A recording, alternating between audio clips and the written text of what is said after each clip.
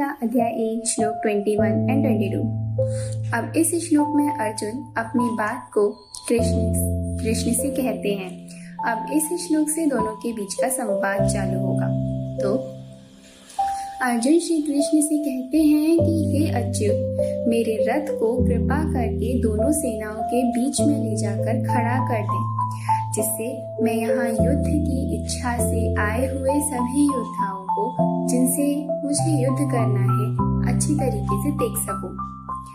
अब यहाँ पर सबसे पहले ये है कि कृष्ण को अच्युत नाम से संबोधित करा अर्जुन ने।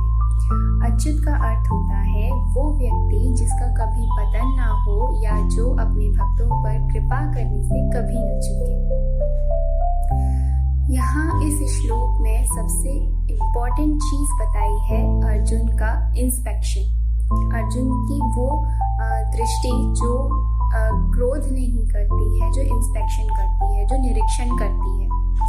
अर्जुन का ये कहना कि मैं उन योद्धाओं को देखना चाहता हूँ जो यहाँ युद्ध की इच्छा से आए हुए हैं, ये दर्शाता है कि उसके लिए ये युद्ध एक अपनी इच्छा से नहीं था, भगवान के द्वारा दिया हुआ एक कर्तव्य था, उसकी मजबूरी थी, या यूं कहे कि उसका कर्तव्य था उसको करना, क्योंकि उसके अनुसार उसके ऊपर ये युद्ध का दायित्व स्वयं कृष्ण ने, भगवान ने दिया।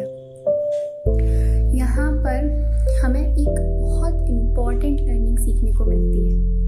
दो तरीके के युद्ध होते हैं, एक इंटरनल और एक एक्सटर्नल। दोनों ही युद्धों में ये बहुत जरूरी है कि आप छूटते ही अपने विरोधियों पर ना टूट पड़ो। बहुत जरूरी है कि आप अपने शत्रु का इंस्पेक्शन करो, उसकी क्या कमजोरियां हैं, क्या स्ट्रेंथ्स हैं, उन सब का आपको अच्छे से पता होना चाहिए।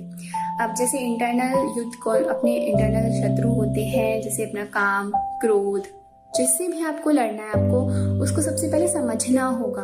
तो और बाहर भी कोई शत्रु है तो ऐसा नहीं है कि आप छूटते उस पर टूट पड़ो, उसको समझो कि उसकी क्या स्ट्रेंथ्स हैं, क्या वीकनेसेस हैं, वो किस चीज़ में अच्छा है और किस चीज़ में अच्छा नहीं है। तो उस तरीके से विचार कर अपने शत्रु पर वार करो।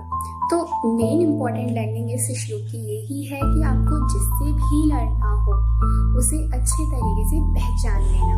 तो ये था आज का श्लोक।